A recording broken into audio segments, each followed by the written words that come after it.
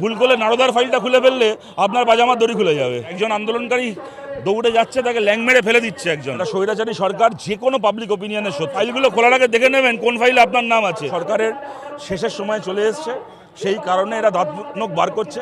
মহিলাদের শরীরের মানে এমন এমন জায়গা টার্গেট করে লাঠির খোঁচা দিচ্ছে, বোঝা যাচ্ছে যে কিছু পুলিশ ওখানে শ্লীলতাহানি করছে এই সুযোগে। ইলেকটোরাল সিস্টেমটা যেন কোনো দলের কি কোনো নেতা সম্পত্তি না হয়ে যায়। ইলেকটোরাল ডেমোক্রেসি, পার্লামেন্টারি ডেমোক্রেসিকে আমাদের রক্ষা করতে হবে। যদি না লাগান মিটার, তাহলে আমরা করবো না আন্দোলন।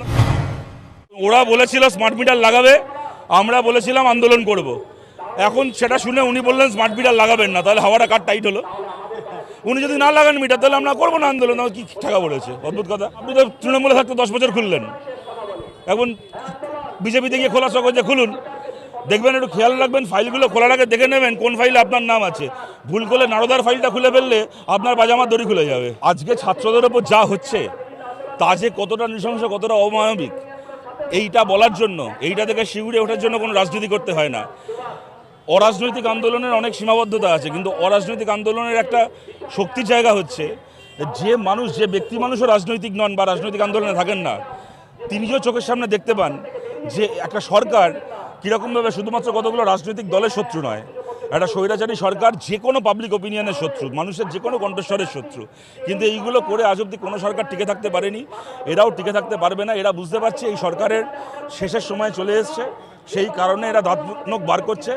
দেখুন, একদিন পর্যন্ত কেউ যখন বিজেপির বিরুদ্ধে কথা বলতো, ওরা প্রথমেই তাকে অ্যান্টি ন্যাশনাল, পাকিস্তানের এজেন্ট, ডিপ স্টেট, চায়নার এজেন্ট এইসব বলে ভয় দেখিয়ে দিত, আর লোকে ভয় পেয়ে চুপ করে যেত। কিন্তু এখন ওদের এই চায়নার এজেন্ট, পাকিস্তানের এজেন্ট বলা, ডিপ স্টেট বলা, এইগুলো এখন খিল্লিতে পরিণত হয়েছে। এখন এরা এগুলো বললে 5 জন লোক এগুলো শুনে খিল্লি করছে।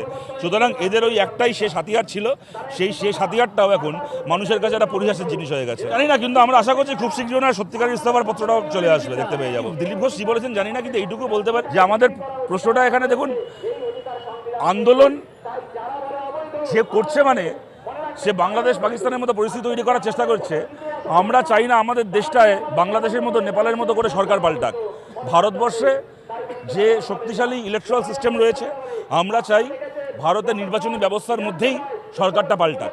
দিলীপবাবুরা যা বলার কথা বলতে পারেন, কিন্তু সিপিআইএম মনে করে ভারতের ইলেকটোরাল ডেমোক্রেসি, পার্লামেন্টারি ডেমোক্রেসিকে আমাদের রক্ষা করতে হবে। কিন্তু ভারতের জনগণরা যেন মনে না হয় যে ভারতটাকে নেপাল করার দরকার আছে, বাংলাদেশ করা দরকার আছে। সেটা নিশ্চিত করার জন্য এইটাও নিশ্চিত করতে হবে যেন ইলেকটোরাল ডেমোক্রেসিটা ন্যায্য থাকে, ফেয়ার থাকে। ইলেকটোরাল সিস্টেমটা যেন কোনো দলের কি কোনো নেতা সম্পত্তি না হয়ে যায়। পাকিস্তান, বাংলাদেশ, নেপালে গণতান্ত্রিক নির্বাচনী ব্যবস্থা ভেঙে পড়েছিল বলেই দেশটাতে অ্যানার্কি এসেছিল। ভারতের ইলেকশন কমিশনের নিরপেক্ষতা, ভারতবর্ষের পার্লামেন্টারি ব্যবস্থার নিরপেক্ষতা বজায় থাক, তাহলে ভারতবর্ষ কোনোদিন পাকিস্তান, বাংলাদেশ, নেপাল হবে না। ভারত ভারতই থাকবে। না, হাসছে পুলিশরা মহিলাদের শরীরের মানে এমন এমন জায়গা টার্গেট করে লাঠির খোঁচা দিচ্ছে, বোঝা যাচ্ছে যে কিছু পুলিশ ওখানে শ্লীলতাহানি করছে এই সুযোগে। এই দৃশ্য আমাদেরকে দেখতে হয়েছে। একজন আন্দোলনকারী দৌড়ে যাচ্ছে, তাকে ল্যাং মেরে ফেলে দিচ্ছে একজন, এই দৃশ্য আমাদেরকে দেখতে হয়েছে। সুতরাং এই ধরনের এলিমেন্টদের ফোর্সের মধ্যে থাকা মানে সেই ফোর্সের যে নিরপেক্ষতা, সেটাকে নিয়ে প্রশ্ন উঠে যাচ্ছে। সুতরাং ভারতবর্ষের ফোর্স যারা আছেন, যারা সরকারি যে ফোর্সরা রয়েছে, যা পুলিশ হতে পারে কি যে কোনো ফোর্স হতে পারে, তাদেরও যাতে নিরপেক্ষতা, স্যাংটিটি রক্ষিত হয়, তার জন্য এরকম দুধেই 1-2 ফোঁটা চোনা যদি কোথাও থেকে থাকে, তাদেরকে চিহ্নিত করা উচিত। এই 1-2 পচা আলুকে চিহ্নিত করা উচিত, যাতে করে কিনা এই ফোর্সের স্যাংটিটি কোনো জায়গায় কম্প্রোমাইজ না হয়ে যায়। আপনারা দেখছেন আপনাদের প্রিয় চ্যানেল SSTV পাবলিক, সত্যের সাথে ন্যায়ের পথে। চ্যানেলটি সাবস্ক্রাইব করে যুক্ত হন আমাদের পরিবারে এবং পাশে থাকা বেল আইকনটি ক্লিক করুন।